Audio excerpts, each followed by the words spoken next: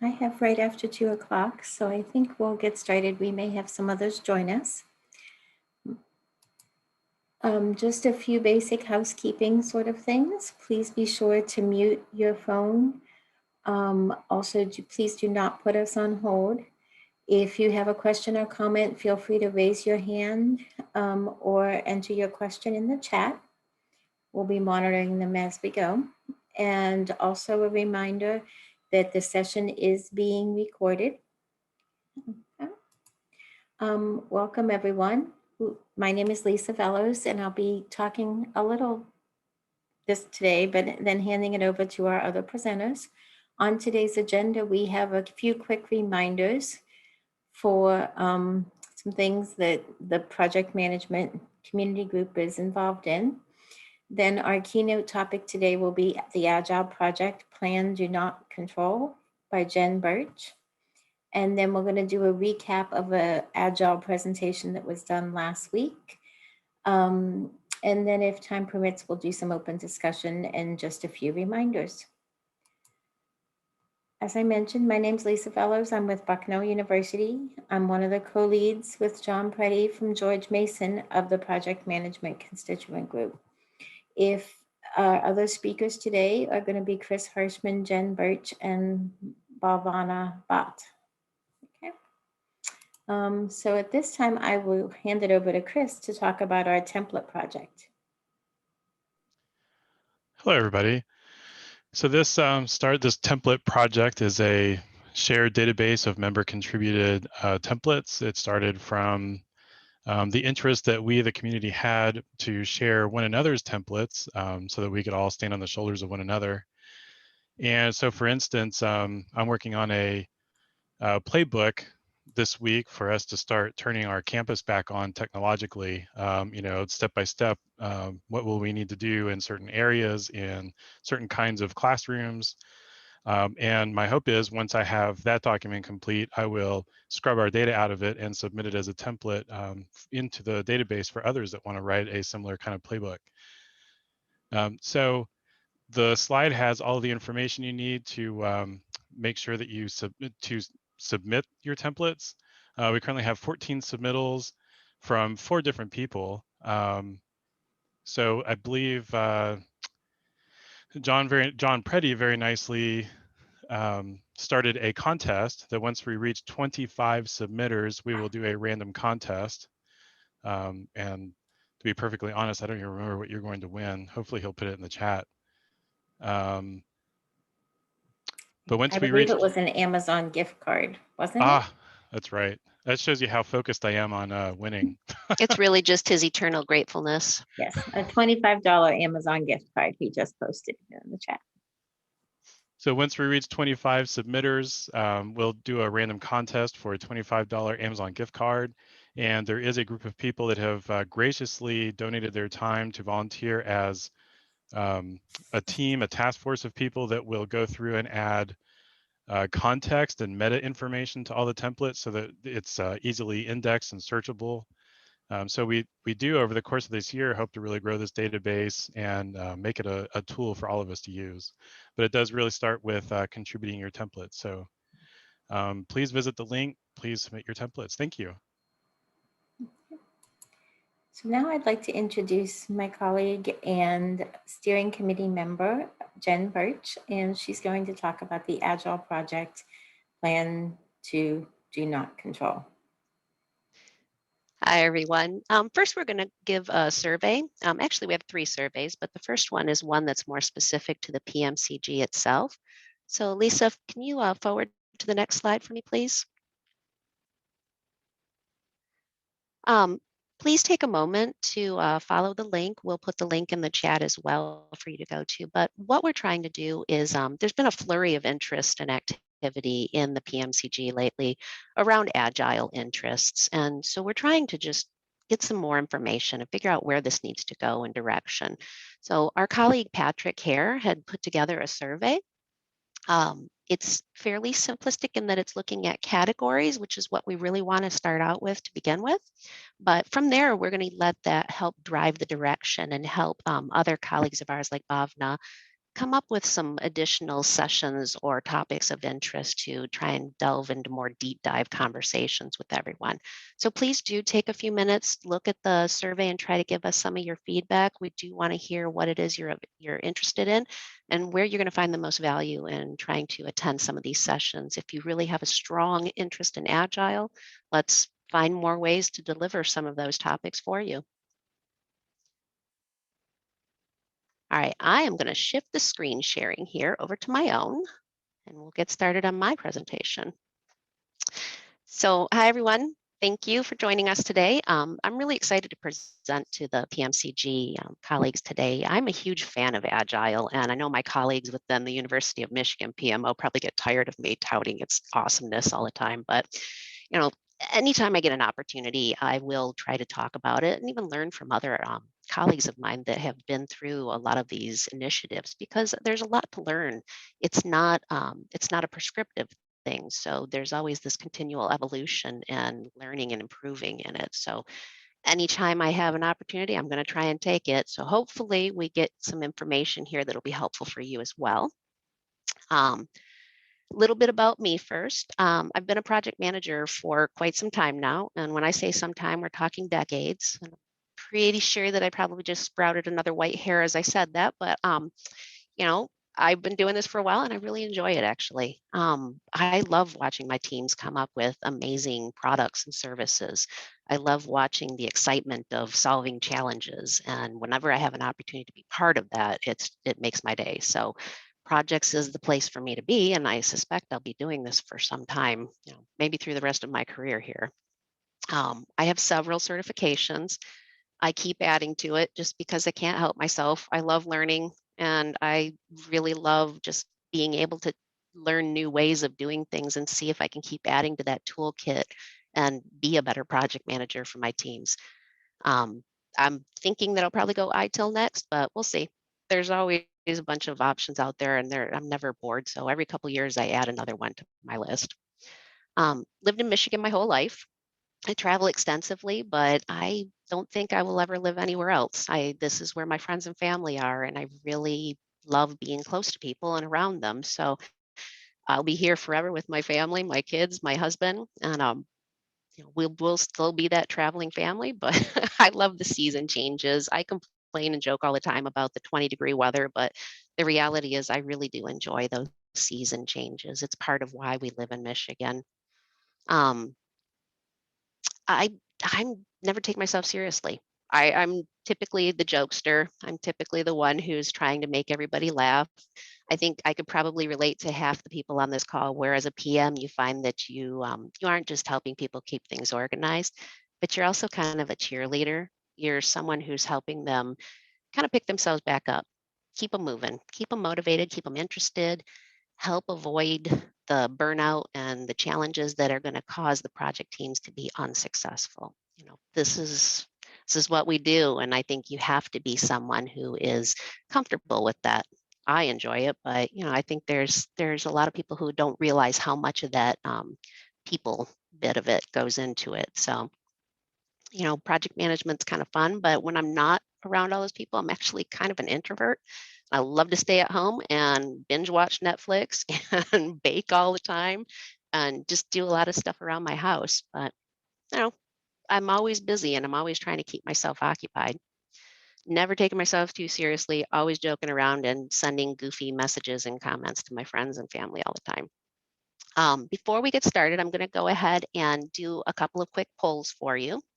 So take a look at our polls. Let me move some of my tools about here for a sec. And the first one is really just asking whether or not your organization uses Agile for any projects today. If you could just give us a couple seconds and let us know. I want to gauge sort of where everybody's at in their experience with Agile in their current organization. Okay, it's a little bit mixed here. This seems to be the trend for most of our PMCG meetings as well. We sort of have a half and half mix of people with a lot of experience and others who are still kind of new to it. But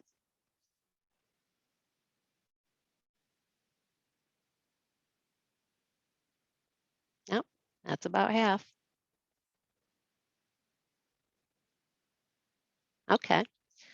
And then my next question is going to be whether or not you think that your organization does Agile well.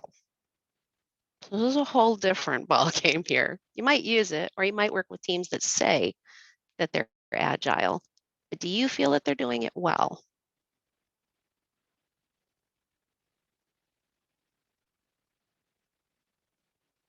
Okay.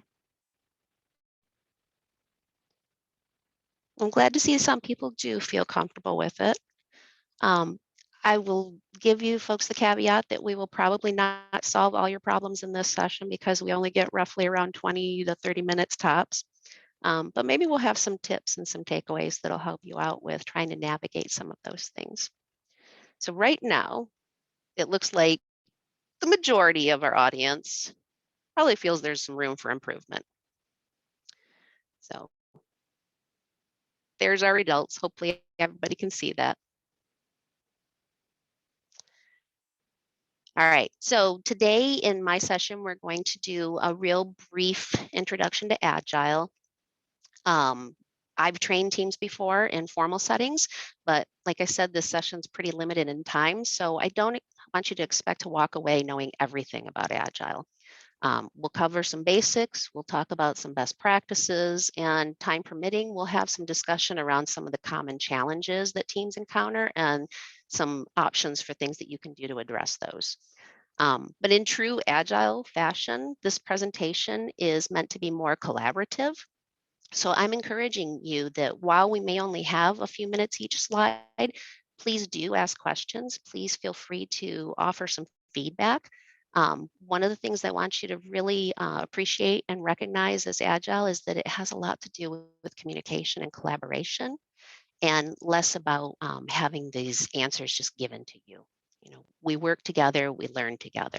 And if you take anything away from this presentation, that's going to be the core of it there. So please do feel free to use the chat window and ask any questions if you have any, or maybe you have suggestions you want to offer as well. We'll talk a little bit about kind of what I call the best or better fit for project methodologies to certain types of projects. I'm going to talk about what I call the PM's challenge, and this is specific to some of us coming from more traditional projects to this agile way of doing things. And we'll talk about those best practices that support being successful in those areas. And I'm hoping that we'll have some time at the end to have more of that Q&A interactive conversation. So my favorite things are always the Dilbert comics, and I honestly, if you read Dilbert, it's everything that you don't want to do. And we all know that. But you know, it's kind of funny. I think that it summed it up for me when I saw this particular comic strip is that, you know, most people think Agile is just completely rogue cowboy running by the seat of your pants. Like there's no organization. It is not. It's absolutely not a ticket to chaos. It's not a way to avoid having to talk to people or having to confirm what they need or what they're working on or what they have to, what you're supposed to be delivering. And it's certainly not a way to move teams faster. That's not the case. It's just about being more efficient and trying to make sure that you're delivering value faster. It's not a cure-all. I think you're going to hear throughout your career a lot of organizations say, well, if we were agile, we could do this better. And it's not. There's a lot more that goes into that. And you may be thinking that it's an opportunity to try and do this because you're tired of some of what feels like red tape at times. But without the ideal factors and settings in your organization or the right culture within the team, you're actually going to find that you're probably just setting yourself up for failure, and you're going to revert to using more of those techniques and tools anyway. You're going to try and start applying all these control mechanisms to try and make this successful. But I'll talk about that a little bit more later. But just know that, you know, it's not an attempt to try and fix things for you. It's a shift in the way that people do things. All right. So Agile, what it really is, and I keep saying it's not prescriptive because it really isn't prescriptive. It doesn't give you the details of how to do things. There are methodologies or frameworks that will help you do so, but it's not intended to be a very specific way of doing things. What it is it's a collection of values and shared principles.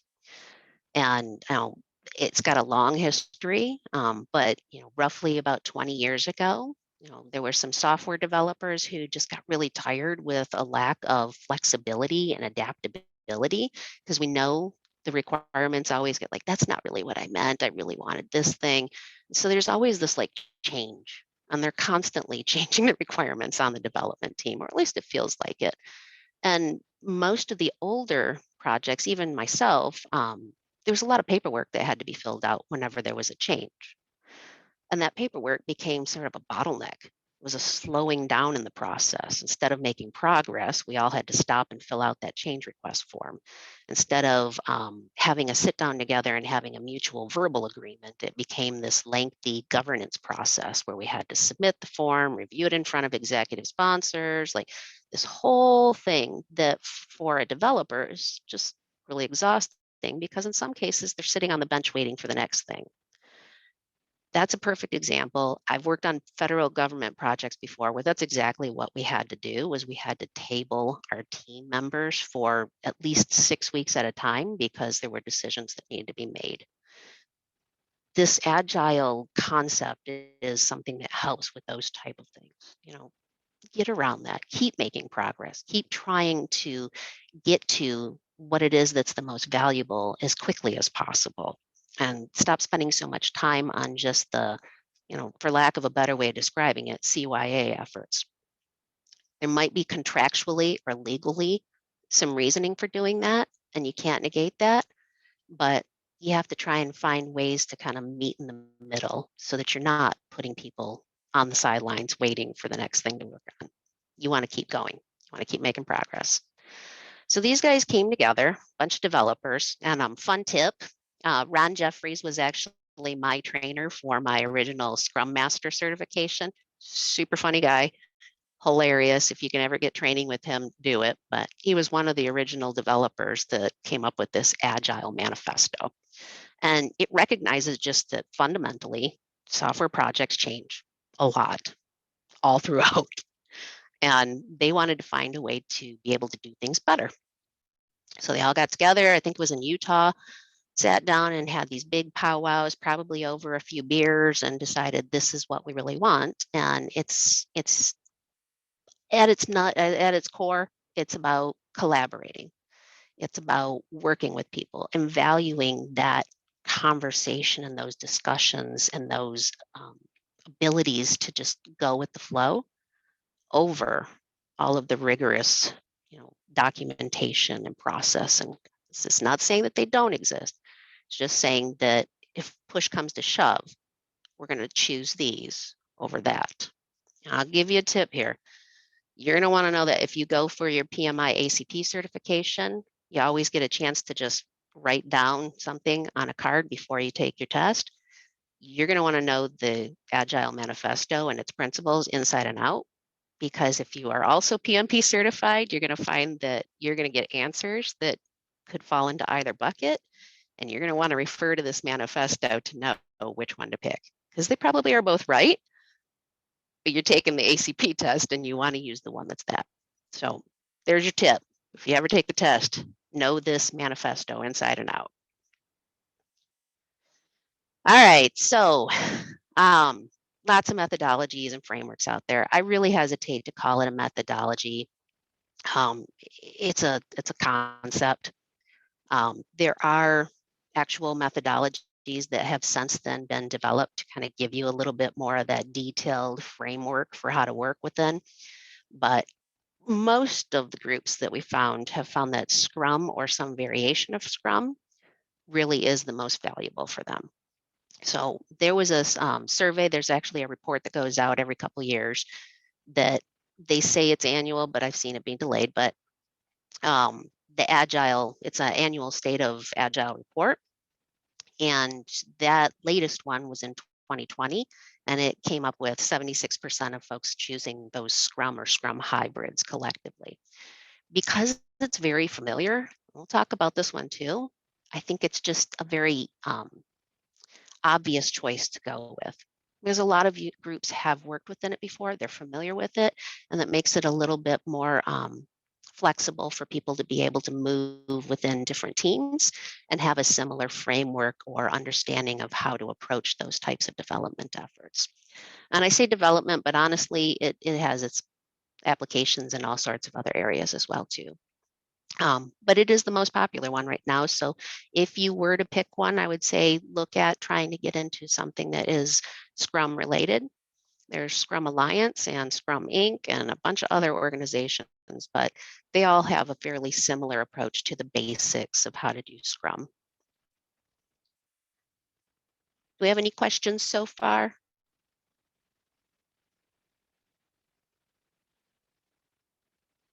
Okay.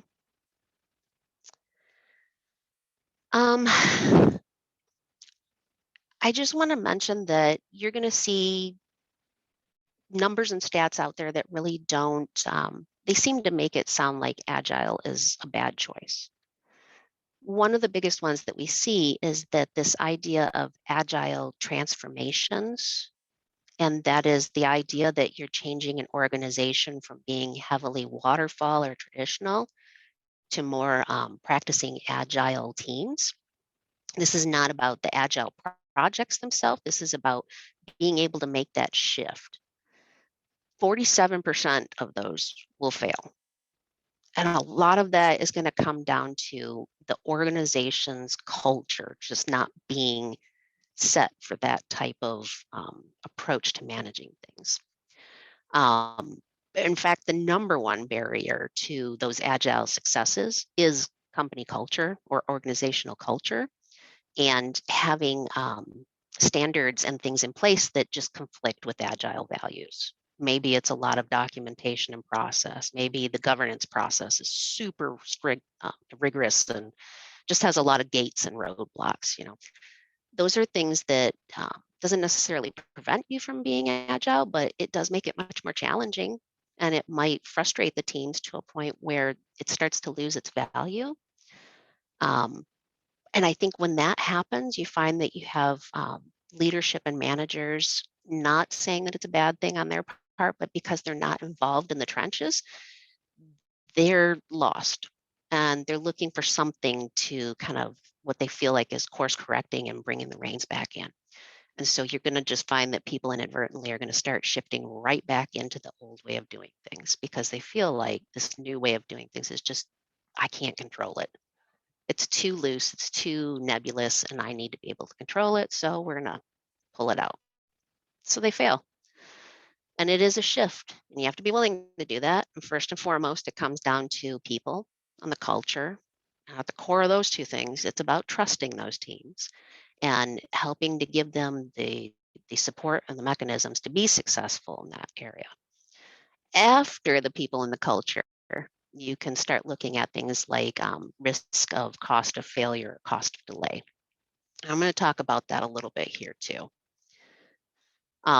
Before I jump here, I actually forgot. I said when I keep talking about these transformations, trying to remember what she said. It was one of my colleagues had actually mentioned in some of her feedback. She said, think of it as a paradigm shift. It's not checklists. It's not about having all of these things met. It is a shift in a way of being. And you will find that once you have adopted that mentality, you might find that you start applying it in other areas. I find that there are a lot of core Agile principles that I do in my just everyday living. So it's just a different way of addressing things and getting things completed. So John's question, how does it work when you have team members who are not dedicated to the Agile team and or are working on other operations or waterfall type of projects as well? Good one. I actually have that in one of our slides here in a little bit. So we'll come back to that one and talk about that a little bit more.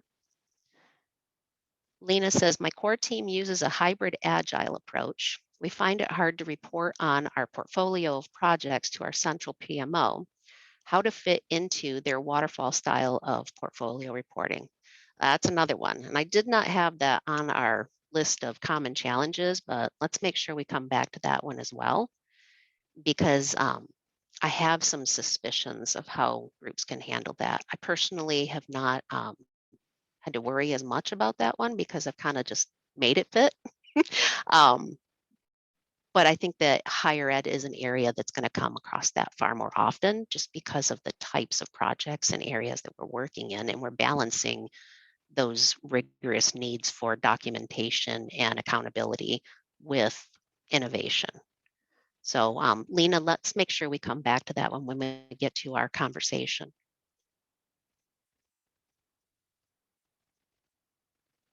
Okay.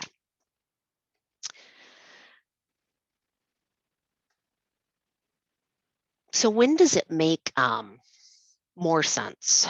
I'm not going to say it's the best fit. When does it seem to be more of an obvious fit? Again, I personally believe that all projects could benefit from Agile. It's not to say that I think it's going to be an easy thing, because it is a different way of doing things. But I think there's principles there that do come in handy. And I think even on some of my waterfall types of projects, and some of my colleagues have applied these as well, we find that when you're in those pinches, you may just leverage the awareness of being able to do things a little bit differently. You find that you become a little bit more flexible and less stuck on the idea of having to complete the checklists. And I think once you can get to that piece, you'll find that making that shift into the agile thought process becomes a little bit easier. Um, some of you might know the Stacy matrix. This is actually something that he came up with way back when, Ralph Stacy.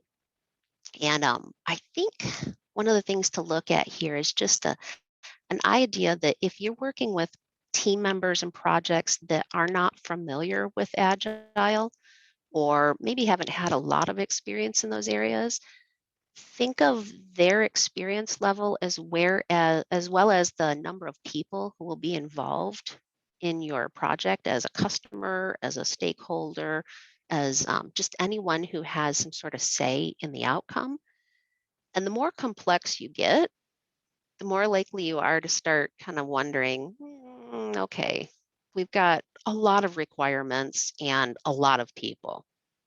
Probably going to start leaning towards waterfall just to keep those gated progress points in front of them.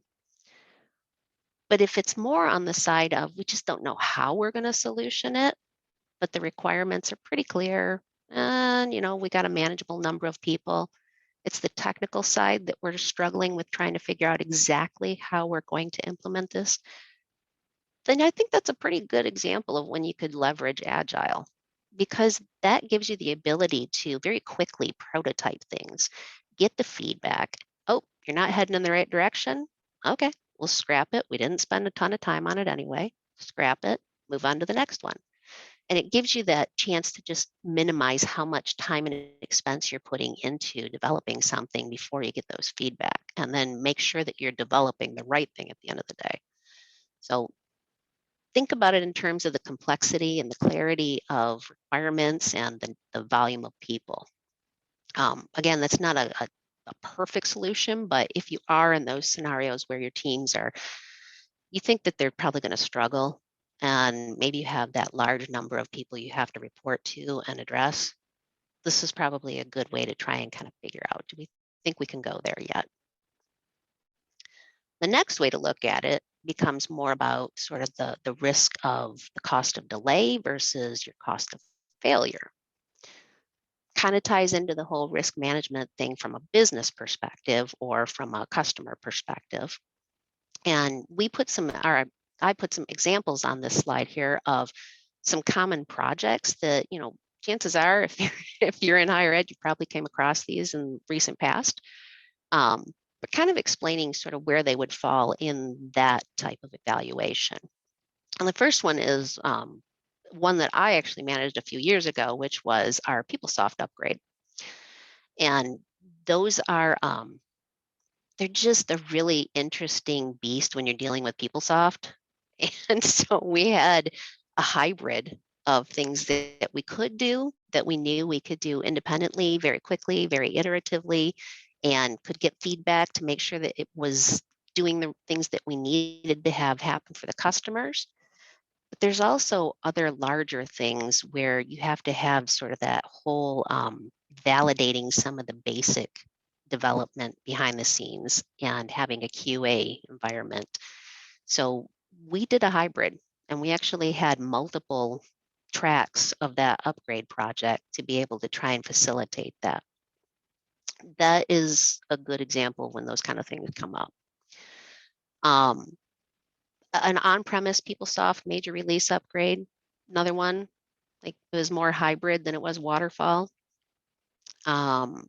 Virtual classrooms, when you're looking at that, that's something that was fairly recent. I think some institutions were further along in that than others. And so it wasn't as big of a shift, but for others, they hadn't really spent a lot of time and effort on getting that ready, but they had to do it because now suddenly everyone's in quarantine and you're stuck giving some opportunity for the students to be able to attend school from home. So you got to come up with all these things really quickly, right? You didn't have the capacity to be slow about it. If you were slow in delivering, school was out. That's not a good option. So that falls into a iterative, let's get this out there and figure out how to make it happen fast, sooner rather than later. But on the other side, you've got things like the COVID-19 stuff, contact tracing. This is something that has like implications if the data is wrong. The information, you have to talk about these things. You might need to have some sort of regulation around it. You can't really easily do that as a iterative approach, but maybe the software development side of it or the technology side of it was much easier to do. So it might be a hybrid. The data might be a slow process, but the technology is a much faster one. So you might find that you have those two things working hybrid. And the same thing goes for the COVID-19 dashboard. I specifically called out that the dashboard itself, again, is the UI, it's the front end and not the data. And those technology sides of things are much easier to iterate. The data, on the other hand, you're not going to have that one be, you don't want inaccuracies, and you don't want to share more than you should. So there's typically a lot of conversation and a lot more people involved in those decisions and higher up. So the data is something that would probably end up falling more into that waterfall approach, just to make sure that you have all of those very high level stakeholders involved in those conversations and those decision points.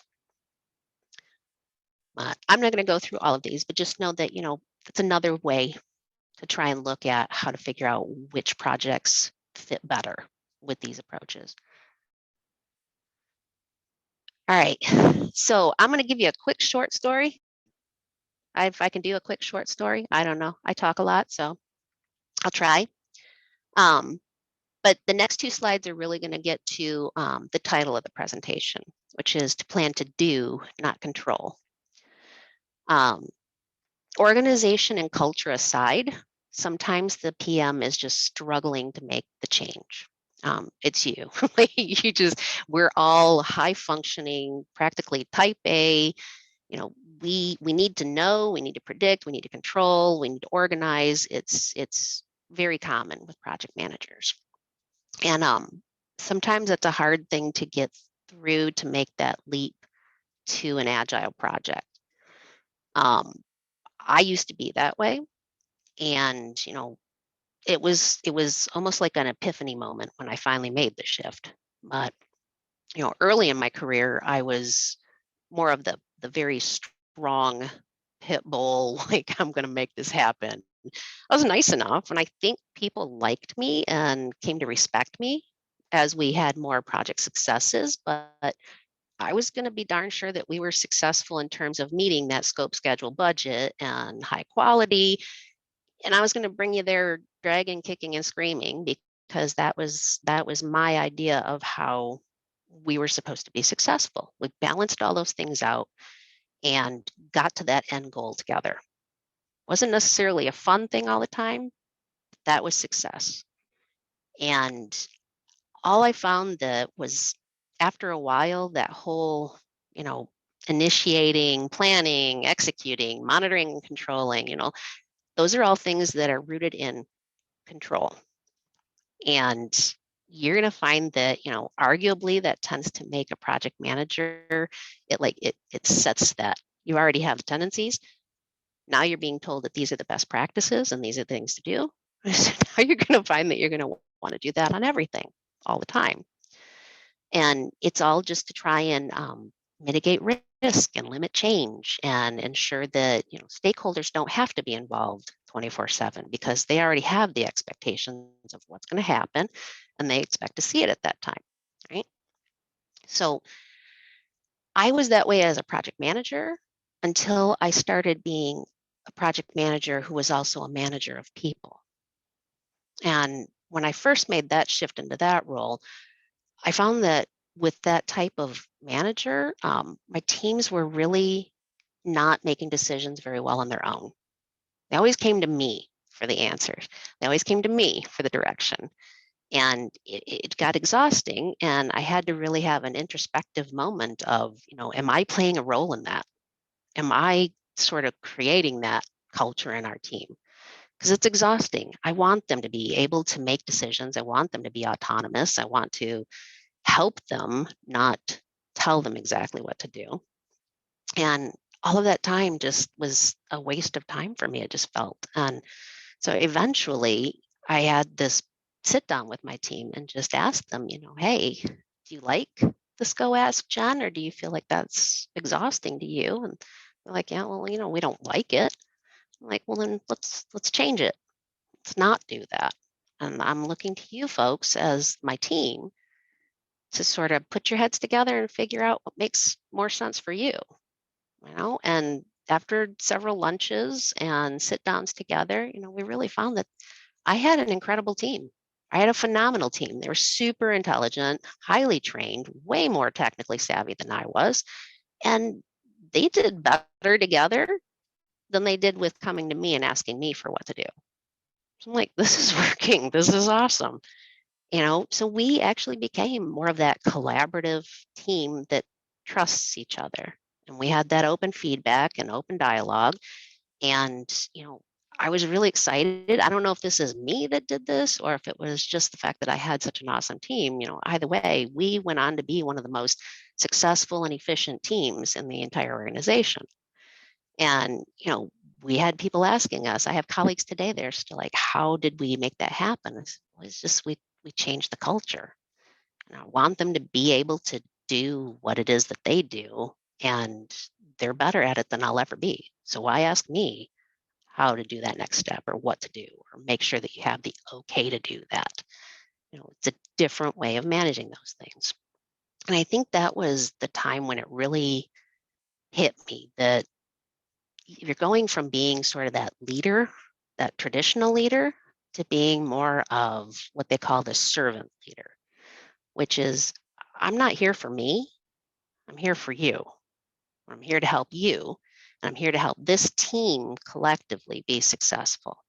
So it's less about me presenting myself to the organization and me touting my successes and more about what did my team accomplish? Like, look at all the cool stuff that they can do if given the ability to do that. And once you can embrace that, then you start finding that you become more of that like coach and mentor, and you're there to kind of cheer them on and watch them and help them and guide them. And it's a different way of doing things. And I'll say, I know some project managers who are able to do waterfall projects and be that way as well. I was never that way. I was always that very much, this is the plan, this is scheduled, this is what we're doing, and we're going to make that happen. Now, come on, let's do it. But I actually find that more of my teams are happier and more successful, and we actually get things done faster if they enjoy what they're doing and they have some sort of say and involvement in it. So again, take it with a grain of salt. I'm not saying that all traditional PMs are controlling per se. I'm saying, my experience has been that we kind of have a tendency to want to fall into that bucket. And to be successful as an agile PM, you're going to have to find some ways to kind of rein that back in.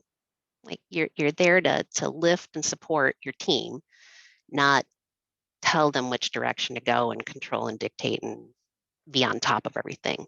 You're going to have some ambiguity on your part in some ways that you don't know exactly how they're solving it. You don't know what the specifications are for that development effort. You just know that when it's done, this is what it should do, and the customer should be able to appreciate and have some value in it. And that's where you have to shift your focus to.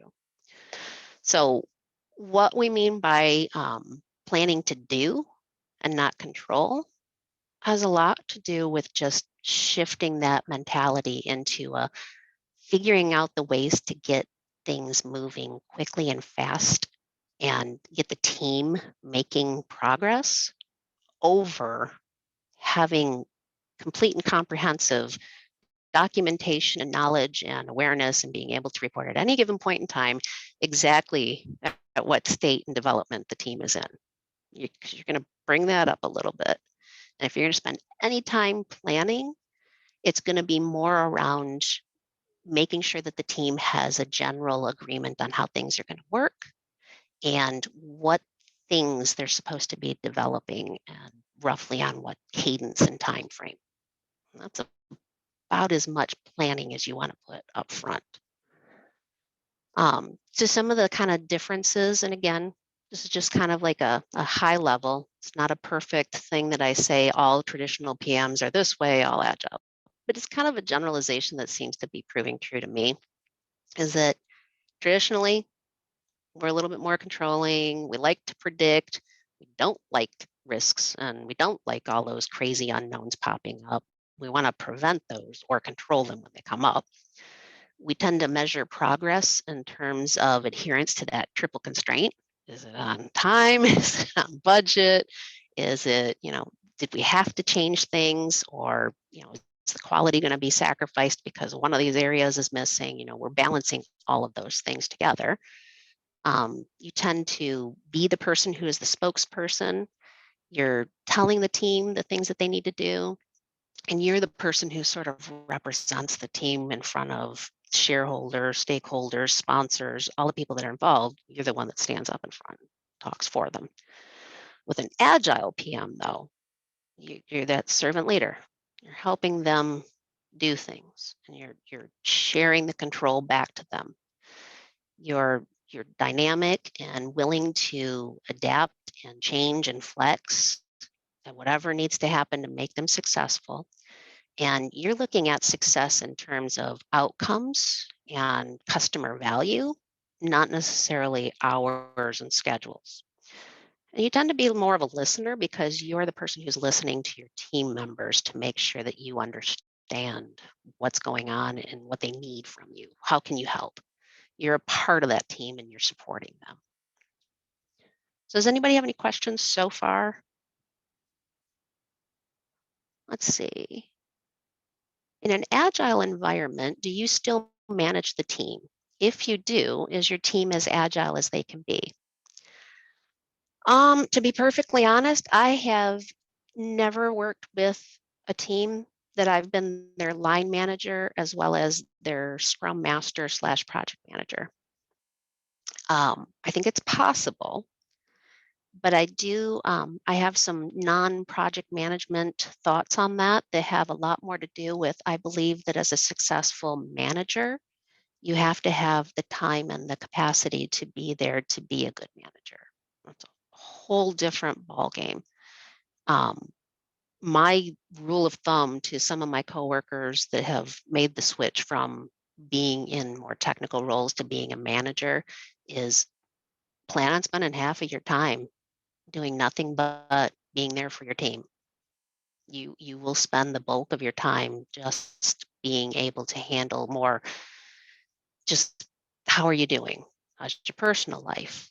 Is there any HR concerns? Do you need growth? Do you need some training? It's being a manager is not an easy thing to try and balance that out with being more of that project manager role.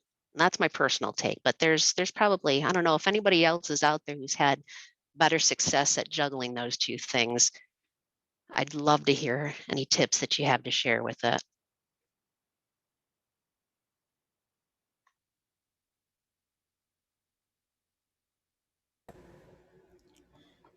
Hi, I'm Bhavna. So Hey, we Bhavna. nice presentation, Jen. Thanks so much Oh, for thank you. putting. Yeah, you seem to have put a lot of effort into all this. Thanks so much. No So, problem. so for uh, Hongyu, her question: we execute projects in Agile, typically Scrum here, where I work. So the team does have a manager to whom they report to.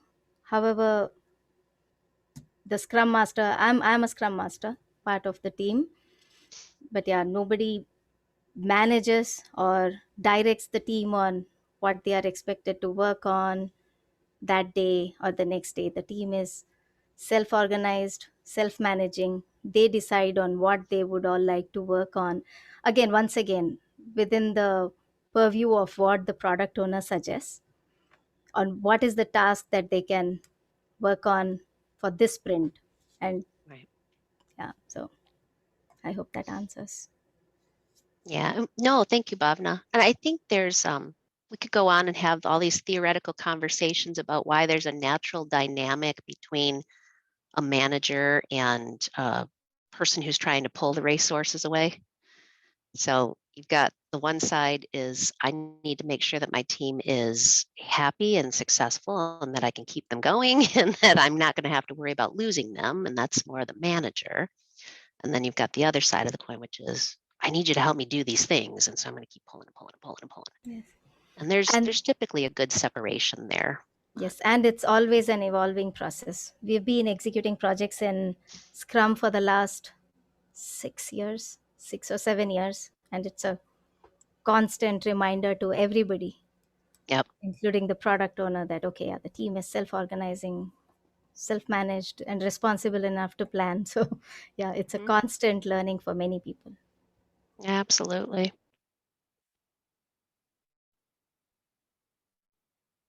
Okay, well, let me do a quick time check here. I'm going to jump into, I'm not going to read all of these. I think everyone can take some time to look at it, but I think if I were going to give you any of these particular best practices for Agile and being successful with Agile, I would say keep it simple. Especially if you're making the leap to trying to do that transformation into into some sort of new way of doing things. Keep it simple and use something that is fairly familiar, like Scrum. Always remember to refer back to the Agile Manifesto and say, these are things that we value more so than others. Keep that going and let people get their feet wet and get them sort of confident with using that approach. And then let the team feel like they have some sort of control over things. I wouldn't force the issue. I'm just going to jump down to that last one here. If your company's not set up for it, your organization, your department is not set up for it, don't try to boil that water. Get the buy-in that your leadership is going to be accepting of it, and then go ahead and start working with the teams to try and agree these things. I wouldn't get too far into that one unless you have some sort of expectations agreement up front. Oh, we got to wrap up in 5, huh? All right, well, I am going to do common challenges here. And it feels like we're probably going to end up having more conversation afterwards, so my apologies. 5 minutes, huh? So real quickly, I think the first 2 bullets go together. Misunderstanding of what Agile is and different experiences and expectations. You know, first look at it from the who you're trying to work with. You know, from the team's perspective, you know, the team is self-organizing, but it's also kind of the Scrum Master's task or the PM's task to keep an eye on those processes and things that they're doing. Keep an eye on when those misunderstandings seem to be happening, and then just raise awareness to the team. Again, they're self-organizing, so you just want to be the one who raises their awareness to say, I think there might be something that we need to talk about, and let's figure it out. And then they'll work together and they'll figure out how to address that and come to a common agreement and work together. But that's the core of making sure that they have common understandings and expectations. So your job isn't to like crack the whip or anything. I shouldn't say that, but to just make that happen. Your job is more of just a, hey, I think we got something to talk about. From an outsider's perspective or other people's perspective, you want to listen and help educate. And that is absolutely your role as a scrum master, as a project manager, as an agile advocate, is to always be aware of when people have those misunderstandings and help educate them. Listen to them to figure out what it is that they're most concerned about, and then help educate on how agile can actually help and not hinder those concerns. So, definitely some things that you can do there. We're running out of time here. Lisa, do we need to wrap up here pretty quickly? Yes, we probably need to wrap up. We want to leave time for Bhavana to talk through her recap from last week's session and just do a few announcements, maybe for a minute. That's why I said if we aim for, I know you have a couple polls yet to do, maybe wrapping Yeah. up about 2:55 to leave about 5 minutes for that topic, those topics. All right, so everyone, I did have some other best practices items on there, and always willing to have additional conversations. I think there's definitely some room for us to be able to learn and share from each other. So the polls are going to be next, but we'll make sure that you have the presentation materials, and we always share the recordings afterward too. But before I wrap up and hand the reins over, I just wanted to give a quick shout out and thanks to my colleagues Faith and MJ for helping me do a last minute review of my slide deck. They're also fellow Agile advocates. So, they're two people that I trust, and they were able to do a quick review and run through everything. So I was really, really grateful for them taking some time out of their busy days to help me out. All right, I'm going to hand the screen over to you now, Lisa. And I will start the polls. Yep, I'll start the polls. We wanted to wrap up with a couple more polls for everyone. And specifically, if I can find where the poll is, that was our previous one.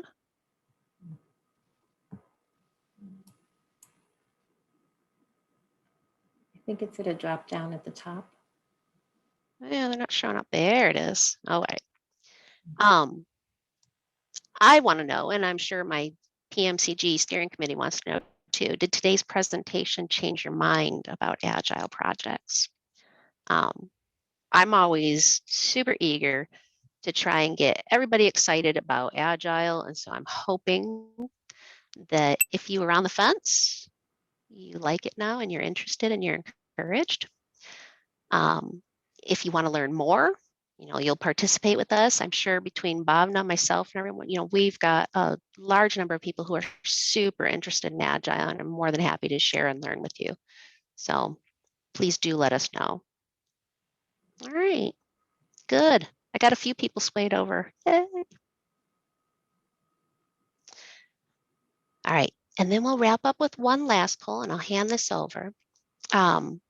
If your organization does use Agile, what frameworks or methodologies do you use? And you can select all that apply.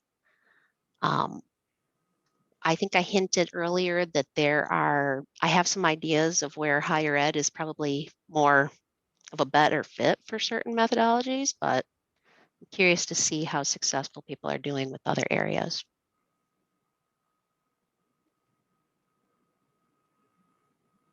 Okay.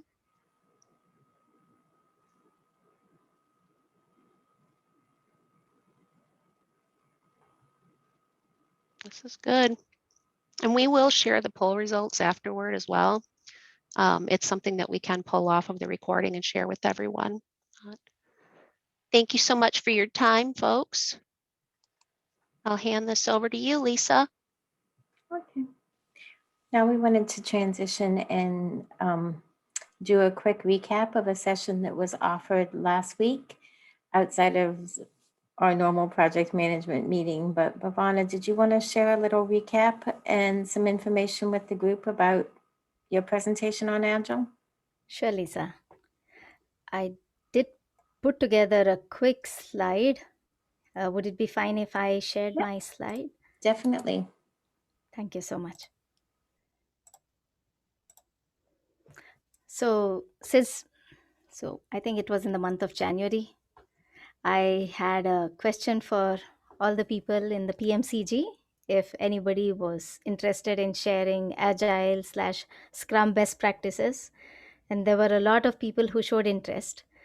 So based on that interest, yeah, some people were asking as to when can we have a conversation or when would we be speaking about Agile. And based on emails or conversations pertaining to that, I had scheduled a quick Agile/Scrum overview last week. So I did have a poll for people who joined as to how interested they may be.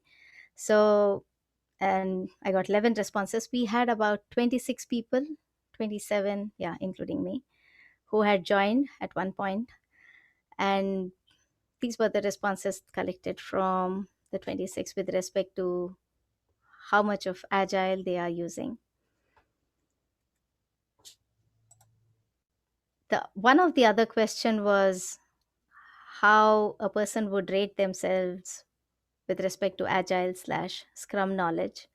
So 1 being a novice, with 5 being an expert. So here were the various responses. People typically, I think we have majority of the people between 2 and 4. So